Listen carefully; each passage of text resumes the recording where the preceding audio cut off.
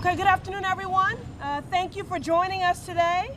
A special thank you to Senator Markey for his close partnership in the fight at the federal level to ensure that we deliver on our promises to the American people. I appreciate Senator Markey holding the line in solidarity with myself and other progressives in the House. And of course, I want to thank our mayor. I thank Mayor Janey for her leadership on the local level on the housing front and her steadfast commitment to housing justice for many years. And of course, I want to thank, in addition to our mayor, those who have been her partners locally, the advocates during this unprecedented time for our nation, for our Commonwealth, and our city. We thank them for holding the line. It is an honor and a pleasure to be here with all of you. I'm grateful to the support that you offer and advocate and organize for on behalf of the residents of Boston and throughout our Commonwealth. In this moment, the stakes have never been higher. The COVID-19 pandemic has exposed and exacerbated the devastating impact that decades of disinvestment and generations of what I would characterize as policy violence have had on our communities. Nationwide, rent has increased while hardworking families continue to be unemployed and struggle to find jobs that pay a living wage. Millions of families are still on the brink of eviction and foreclosure, facing the deadly consequences of COVID-19 should they lose their shelter. A public health crisis within a public health crisis. In 93% of counties in the United States, including the Commonwealth congressional district, a full-time minimum wage worker cannot afford a market rate one-bedroom rental. In fact, here in the Commonwealth, a minimum wage worker must work 87 hours per week to afford a one-bedroom rental home, and nationwide, over 40% of Black and brown households spend more than 1/3 of their income on rent. Our communities have been in crisis long before the Trump administration and long before this pandemic. If we truly seek to build back better, then we simply cannot afford to tinker around the edges. We have to be bold. We have to be unapologetic. And we must leave no one behind. And we must lean into this truly once-in-a-generation opportunity and responsibility to finally invest in the workers, in the families, in the communities that have for too long been asked to wait. We must reject the unjust, false binary choices that force us to choose between investing in our crumbling housing stock and our crumbling MBTA. We have to reject the false, unjust binary choices that would have us choose between child care for our babies or medical care for our elders. Democrats were given a decisive majority, and with that, a decisive mandate for necessary policies that meet the scale and scope of the crises that we face. Democrats control the House, the Senate, and the White House. We are in power, so we can and we must do both. We have to reject these unjust, false binary choices. And we have to move with urgency to meet the moment. We have a mandate and a responsibility to enact paid leave, universal child care, environmental justice, a pathway to citizenship, and to truly address the affordable housing crisis which we are here today to fight for. Because housing is infrastructure. I serve on the House Financial Services Committee under the historic and steadfast leadership of Chairwoman Maxine Waters. I was proud to help advance over $300 billion in truly historic housing investments as a part of the Build Back Better Act. Proposals that will finally begin to invest in our housing stock as the critical infrastructure that it is. and to make overdue investments to create and preserve affordable, equitable, safe, and accessible housing, to make our housing stock more climate resilient, to remove lead and mold and other hazards from our public housing, to build millions of new affordable homes, to provide down payment assistance to first-generation home buyers, to shrink the wealth gap, to finally get millions of eligible families, seniors, and people with disabilities the rental assistance they qualify for, but have had to wait years to receive, and much more. Housing is an economic justice issue. It is a climate justice issue. It is a public health, it is a healthcare justice issue. Housing is a fundamental human right, period. And for those reasons, housing is infrastructure. It is time that our policies and our budgets reflect that reality. For too long, the federal government has divested from housing. And these investments, which we are organizing and mobilizing and advocating for today, will help us to get back on track. To those who might argue that these sorts of investments are costly, I'll remind them that there is no deficit of resource. There is only a deficit of empathy. To those who might argue that these investments can wait, I invite them to our neighborhoods, to spend time with those who've been waiting, to speak with real families about the crushing cost of rent, the trauma of eviction, and the worsening health consequences from decades of living with mold. That's why we're here today, to make plain the people behind these priorities, the lives impacted by inaction, and the lives that stand to be impacted by necessary, long overdue policy change. And might I underscore, and I know the senator will reiterate this, the bill is already paid for, as long as Washington has the political courage to make corporations and the ultra-rich finally pay their fair share. So we must continue to fight to ensure that these critical housing investments are included in the final package. We can't compromise when it comes to impact. We can't compromise on delivering on our promises. So again, I'm thankful to Senator Markey, I'm thankful to Mayor Janey, to our advocates for their sweat equity, and to Kim Landaverde for coming forward and sharing her story. Together, we will continue to make the case, we will continue to hold the line and leave no one behind. And together, we will deliver on our promises to build back better. And now I want to invite up to the podium my colleague in the delegation, who has been a brother in arms in this endeavor, Senator Ed Markey.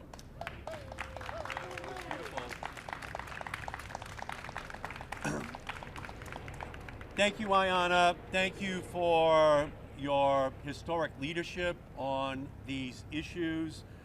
And I just might add that over the last several months, Ayanna, Elizabeth Warren, Cori Bush, Congresswoman from Missouri, have been leading on the issue of evictions in our country. We appropriated $47 billion back in March, and only $7.7 billion of that money so far has been spent in order to keep people from being evicted in our country.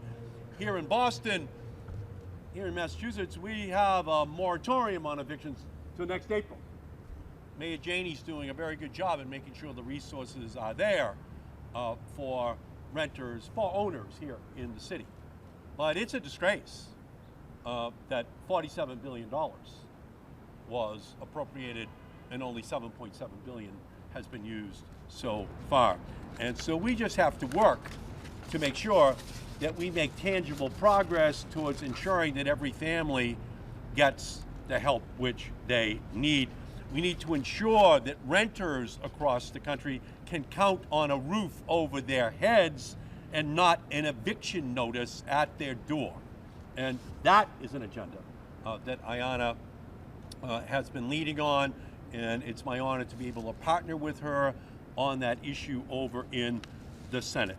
And while we have to work on the immediate needs of housing in our communities, we also have to invest in long-term housing needs in our country. Let me be clear, the housing crisis is an infrastructure crisis. It's a public health crisis. It's a racial justice crisis. And it's a crisis that requires immediate and bold action. Now, the good news is that we have the power to stop it. We can, as part of the Build Back Better Act, we can ensure that we, in fact, invest in historic, once-in-a-lifetime opportunities for our children, for our communities. We can begin to create a level playing field for every family in our country. We can cut costs for families, remedy the wealth gap, and address decades of racist housing policies across all of our country. We can invest in our housing stock to ensure that every person has a safe and an affordable place to lay their head every single night. Housing is a human right. Say that with me. Housing is a human right. And that's why we cannot cut the investments in public and affordable housing stock that is already in this package. And I thank Ayanna and the House Banking Committee for inserting $320 billion. We know that we have to do something. We know that housing is the most expensive part of most families' budgets. Nearly a quarter of renters, 10.5 million families, spend more than half their income on housing each month. And too many families who want to own their own home are locked out of the market here in Boston, here in Massachusetts, and all across this country. Nearly 19 million people in our country live in a food desert. 35 million homes have at least one health or safety hazard, including more than 4 million homes with young children that still have lead paint poisoning problems for those children in our country in 2021. Others require renovation to help an elderly family member or a person with a disability to remain in their home, and still more families do not have adequate housing at all. Even before the COVID-19 pandemic, more than 580,000 people in our country, including children and seniors, had no safe place to stay on any given night in the United States of America in 2021, and more than 1.7 million evictions were filed during the course of 1 year. This plan, the Build Back Better plan, it offers us an opportunity to ensure that we have the robust funding for a housing agenda in our country. We have to make sure that we invest so that we create, that we preserve, and we improve millions of homes so that we bring down the cost of housing and improve its conditions. So we have to stand fast. We have to invest in American families. We have to invest in the homes and the communities where families live. And as we work to create a Build Back Better package, we must make investments in housing opportunities a central pillar of the plan. The COVID-19 crisis revealed the depth of our country's affordable housing crisis. At the same time that it revealed how important our homes are for health, for our well-being, for our lives. We have to take this opportunity in this legislation in order to put the foundation in place for housing across our country for everyone, regardless of their income, regardless of where they live, regardless of whether they are black or brown or an immigrant family. This is our moment to provide security for every single family in our country. And I'm just so proud to be able to partner with Ayanna and her great leadership and the leadership of Kim Janey, our great mayor, as she is fighting this problem right here in the city of Boston.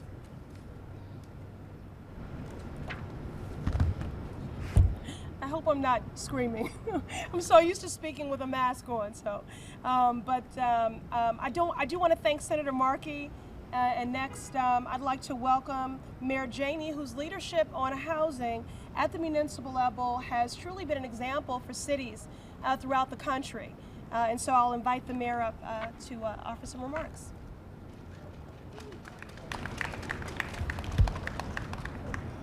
Good afternoon. I want to thank Congresswoman Ayanna Pressley for convening this important event. I want to thank you for your leadership of the 7th Congressional District and for your partnership. I also want to thank Senator Ed Markey for his leadership and his support and his service to the Commonwealth. I want to acknowledge all of the speakers. I am so grateful and proud to be standing here with many speakers and advocates who are here today in support of Build Back Better Act, because we all know that housing is infrastructure. Housing is essential to our economy as our roads, our bridges, and our electrical grid. The COVID-19 pandemic and ensuing recession have exacerbated what was already an urgent housing crisis. Families across the country are struggling to pay rent, on the edge of eviction, or pushed into homelessness. In a response to build back, the economy must include ensuring housing for working people and those who need it. Housing policies for decades have shut out Black and brown families from home ownership and wealth building in this country. Addressing housing insecurity is a racial justice and economic justice imperative, as you heard our Congresswoman say.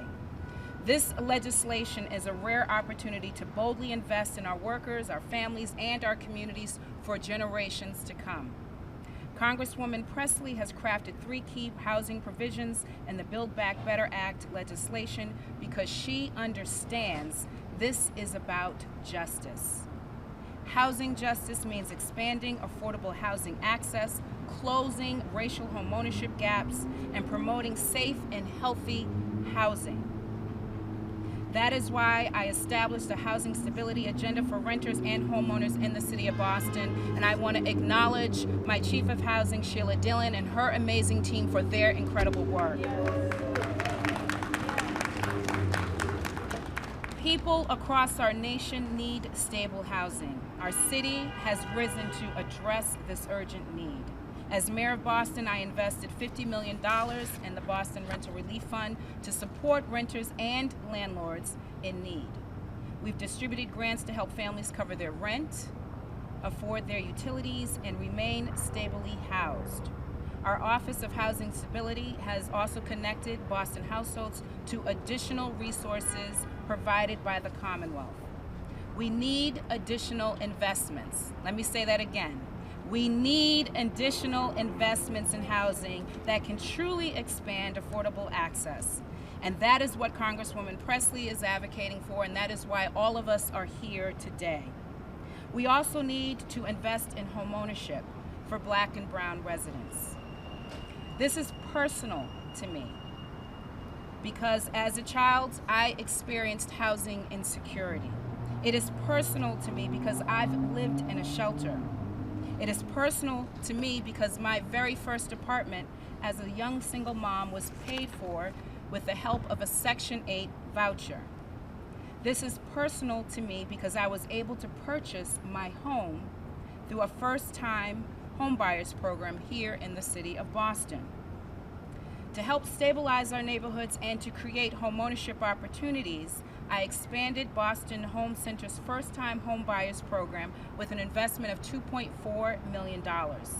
This additional funding quadrupled the amount of support we can provide eligible first-time homebuyers in Boston. Residents can now receive down payment assistance and closing cost assistance of up to $30,000 for condos and single-family homes, up to $35,000 for two-family homes, and up to $40,000 for three-family homes.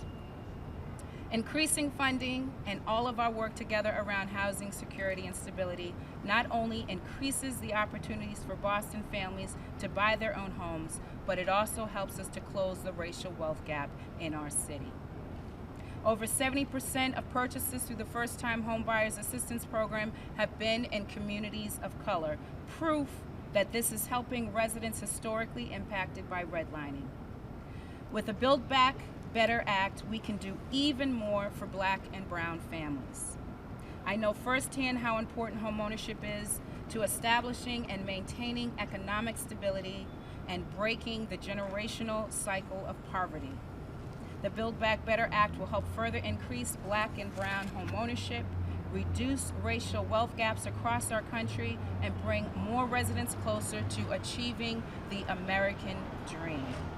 Here in Boston, we are investing in our people, and we will continue to do so, whether through our foreclosure prevention program, whether with our eviction moratorium. We will continue to make sure that our residents are well cared for.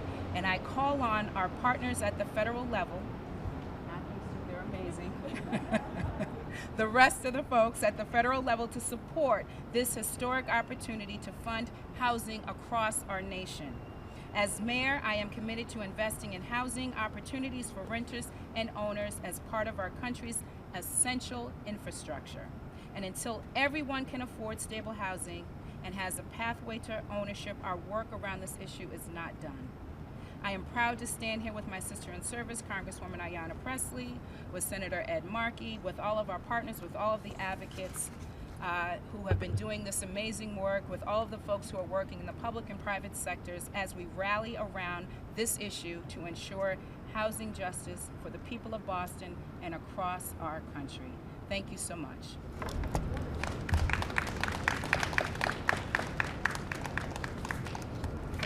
Thank you, Mayor Janey, for that clear articulation of exactly what is at stake. We will not stop fighting to affirm housing as a human right for Boston residents and for communities across the country. And next, we'll hear from Dr. Megan Sandel, co-lead principal investigator at the Boston Medical Center. Dr. Sandel?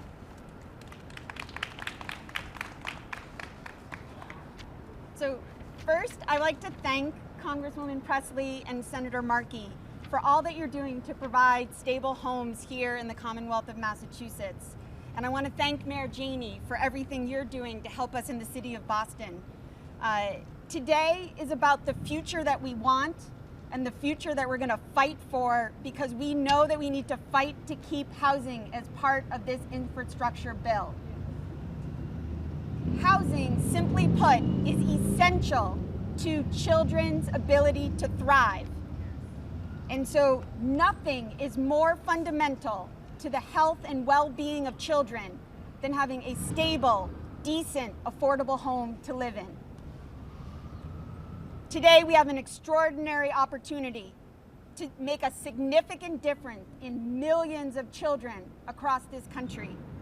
This is a once-in-a-generation opportunity to break the cycle of racial injustice due to housing.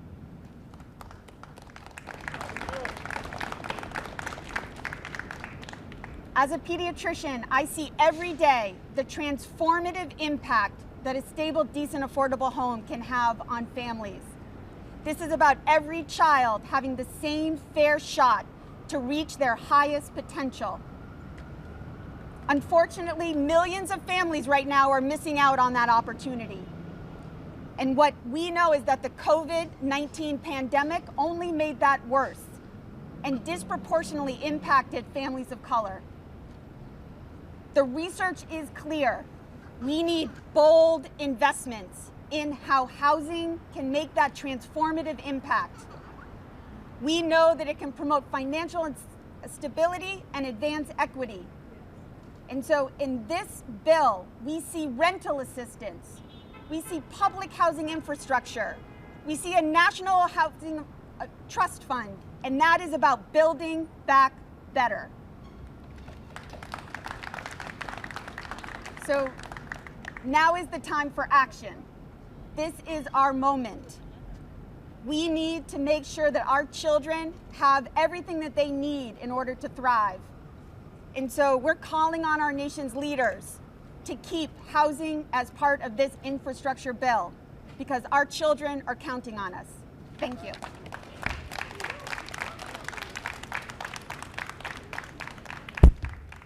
Thank you, Dr. Sandell, for just underscoring what a critical social determinant of health housing is, especially for our children. Up next, we'll hear from Vincent O'Donnell, Senior Advisor at Preservation of Affordable Housing.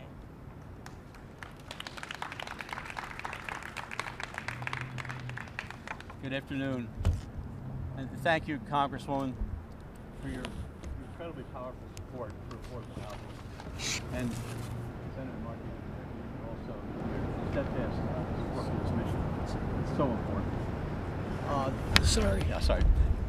I want to talk about how the pieces fit together from the perspective of a nonprofit housing developer. POA is a multi-state affordable housing developer with an emphasis on affordability, sustainability, community revitalization, and resident success and equity.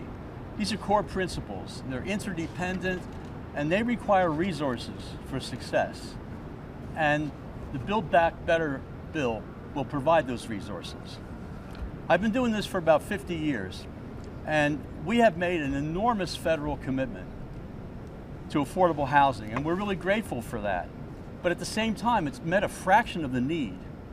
And we also have built housing resources and then failed to invest in sustaining them.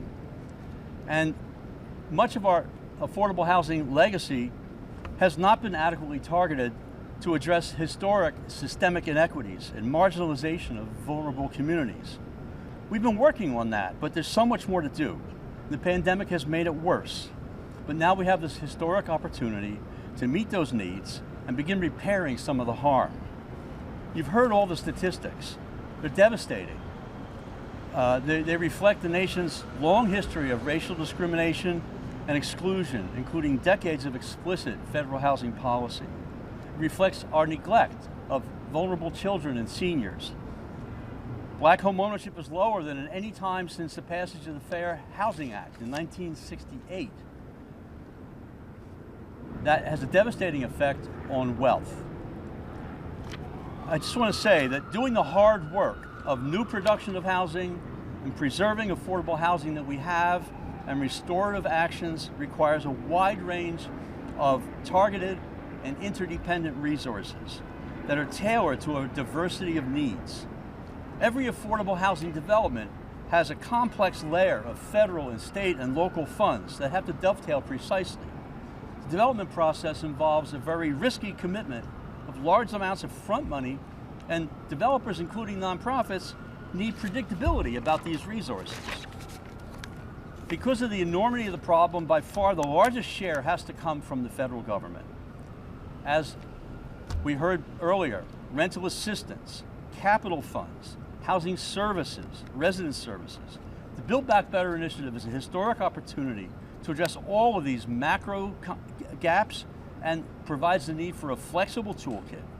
A historic level of funding to meet a wide range of needs: public housing, private rental housing, home ownership, giving people a safe and healthy home in a community where they're empowered to meet their highest potential.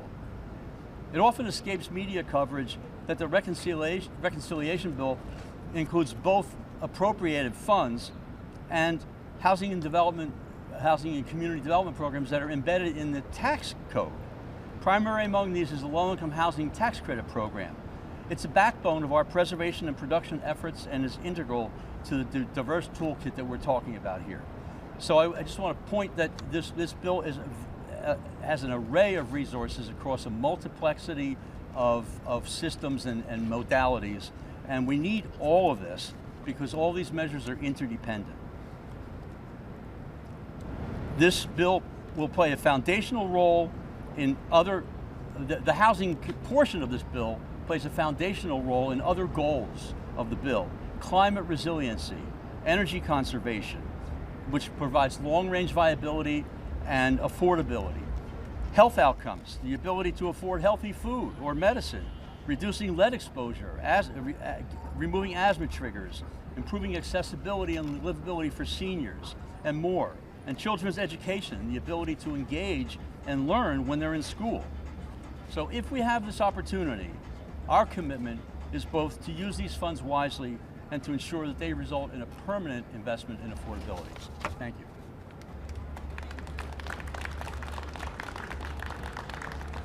Thank you, Mr. O'Donnell, for truly highlighting how housing is at the intersection of really every critical issue. And I want to now invite up to the podium a good friend to all of us, and that is Executive Secretary and Treasurer of the Greater Boston Labor Council, Darlene Lombos.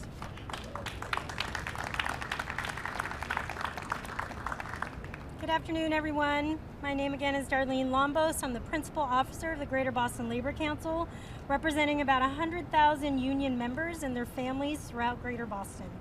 Thank you so much to Congresswoman Pressley for inviting me to speak today.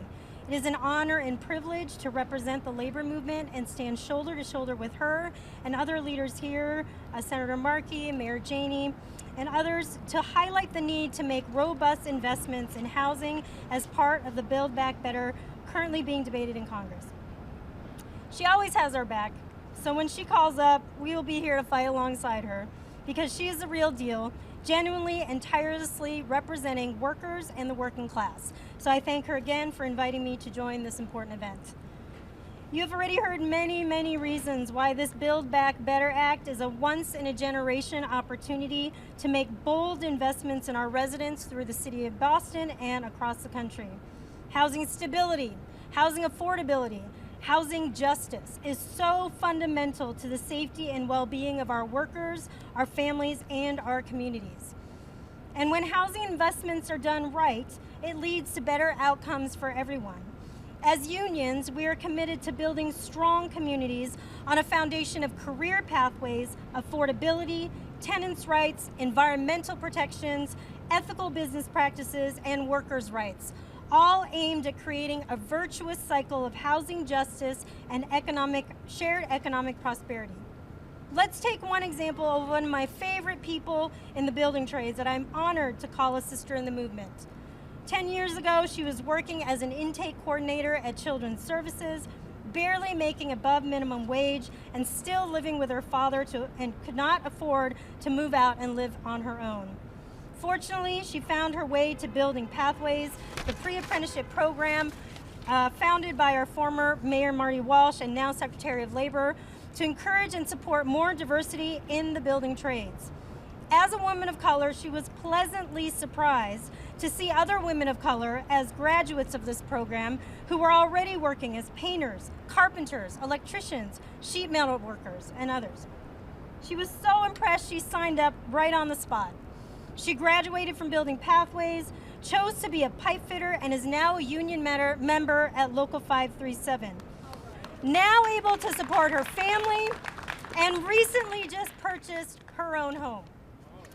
She is such an incredible leader in her community and still volunteers at Tradeswomen Tuesdays, where she shares her success story with other women. This is the enormous potential of the Build Back Better Act. As long as it maintains its deep investments in housing that Congresswoman Pressley has been fighting with and all of us at her side. Our unions have already and will continue to build good, safe homes for families who need them at the highest quality of construction and for all income levels. When we build housing the union way, we know that the job is done right and that each worker taking part in the project is able to support themselves and their loved ones while also investing in their community.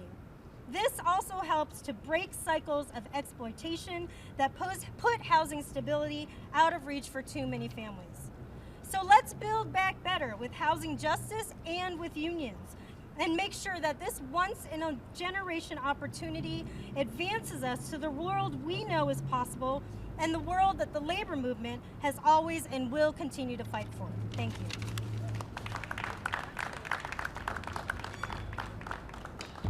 Thank you, Darlene, for that important point that this is The reason why we need that physical infrastructure bill and a social infrastructure bill is because this is about job creation, both for men and women. And now I want to invite to the podium, as you all have heard me say so many times before, that the people closest to the pain should be the closest to the power. Driving and informing the policy making. We have an extraordinary young woman who has been closest to the pain.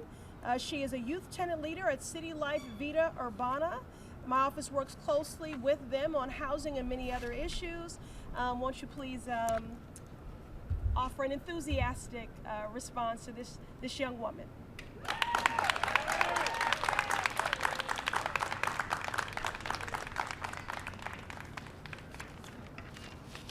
Good afternoon. My name is Kimberly Landaverde Guillen, and I am from City Life Vida Urbana, part of the Right to the City Boston Coalition. I am 18 years old, and I am a lifelong resident of East Boston, a barrio which I love so much. During the height of the pandemic, like so many other families across the city and country, my parents lost their jobs and were unable to afford our home. As a first-generation high school and college student, I was automatically in charge of guiding my family towards housing stability. While doing homework and filling out college applications as a senior in high school, I had to also worry about applying for rental assistance programs like RAFT for my parents who do not speak English, a program to which I had to resend documents to repeatedly. My family even received a notice to quit, and only by going public with my family's story was I able to assist my family and I. But this isn't just an issue that belongs to my family. At the same time, rent all over Boston is skyrocketing and incomes aren't rising fast enough. Some of what we have seen have been temporary solutions to long-term issues. What we need is state and federal legislation that invests into affordable, equitable, and accessible housing.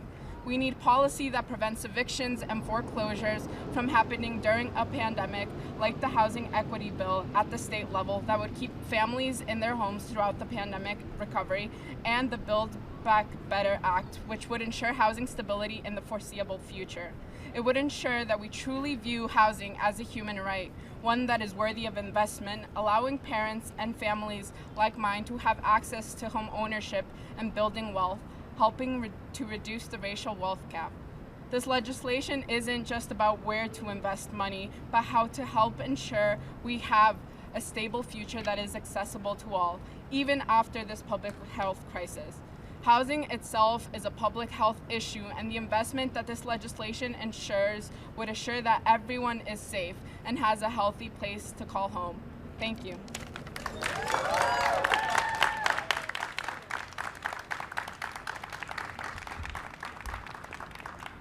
Kim, thank you so much for sharing your story. I thank you everyone for your solidarity and joining us today to affirm that housing is a racial justice issue, it is an economic justice issue, it is a public health issue, it is a climate justice issue, and housing is infrastructure. And we need to make these bold investments now. I'm happy to take a few questions now relative to the Build Back Better Act and housing.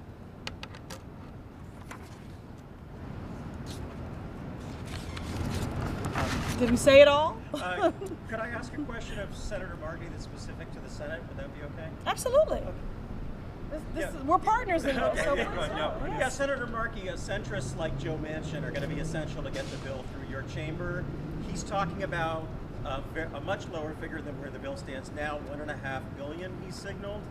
Do you think that's going to affect the housing part, since we're here for that? And also, if you'd like to comment on the fact that he's also signaled that he wants to see an extension of child tax credits mean tested, if you're concerned about that as well.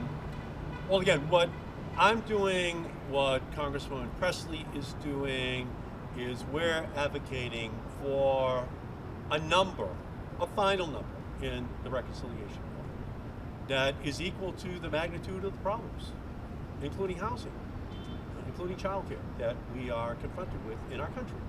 And so we're not giving up. That's why we're having this press conference today. We're not relenting. We are going to battle as hard as we can. By the way, in partnership with President Biden, whose plan we are fighting for. That's right. And so that's exactly why we're having this event. That's why we brought all these advocates together to tell this story of what needs to be done, and we are not going to in any way concede the final results until after we have made the strongest possible case. Would you like to say something? Absolutely. I mean, I just remain focused on in fighting for and advocating for substance and impact. And I think it's important to note that the reason why we held the line to ensure that we leave no one behind is because, one, this is the president's agenda. The Democrats are in the majority, and that has to mean something. So this is the president's agenda, but the reason why it is the president's agenda is because it is the people's agenda. And these policies, these investments are wildly popular. Paid leave, child care, home and community-based services for the elderly and our children, dental and vision, expanded access for our seniors, climate, housing. All of this is infrastructure. And the reason why these investments and these policies are popular is because we need to go bold.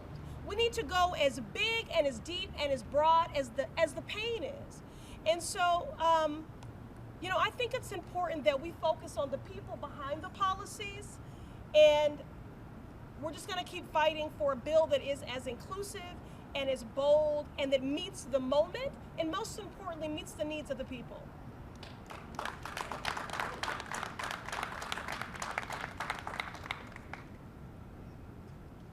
Anything else?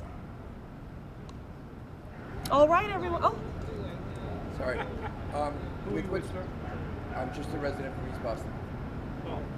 So with what's going on with East Boston, with all the development and the promise of that there'll be affordable housing, there's a lot of people complaining over there.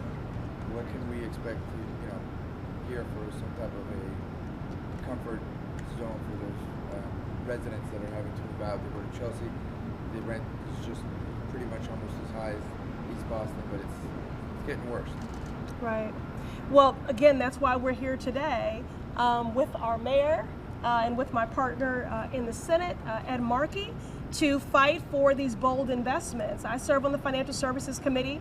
We've advanced some $300 billion in housing trust funds, in community development block grants, in vouchers. We know that list is very long.